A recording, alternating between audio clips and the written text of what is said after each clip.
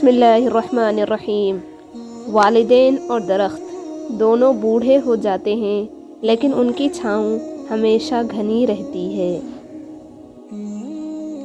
دنیا میں ہزاروں خوبصورت لوگ ہو سکتے ہیں پر ہمارے لیے خوبصورت وہ ہے جو ہمارے چہرے پہ مسکراہٹ اور سکون قلب کا باعث بنے۔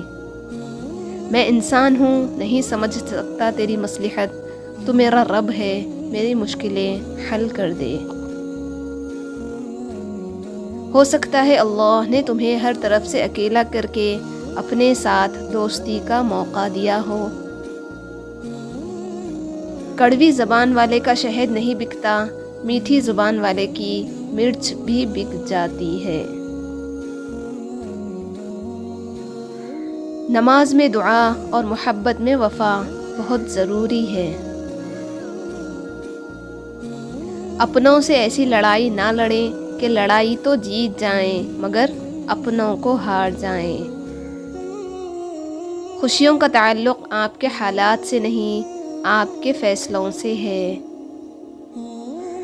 کبھی کبھی ہم غلط نہیں ہوتے، بس ہمارے پاس وہ الفاظ نہیں ہوتے جو ہمیں صحیح ثابت کر سکے۔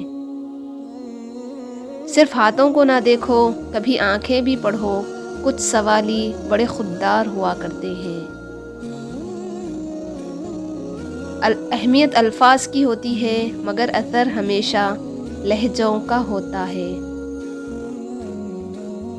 انسان تو ہر گھر میں پیدا ہوتے ہیں لیکن انسانیت کہیں کہیں جنم لیتی ہے۔ رشتوں پر مان اکثر وقت پڑنے پر فقط ایک گمان ثابت ہوتا ہے۔ بہترین زندگی جینے کے لیے اس حقیقت کو تسلیم کرنا پڑتا ہے کہ سب کو سب کچھ نہیں مل سکتا۔ جس نے دنیا بنائی ہے اس کا فرمان ہے، یہ دنیا فقط دھوکہ ہے۔ خدا ان لوگوں سے محفوظ رکھیں جو دل میں دماغ رکھتے ہیں۔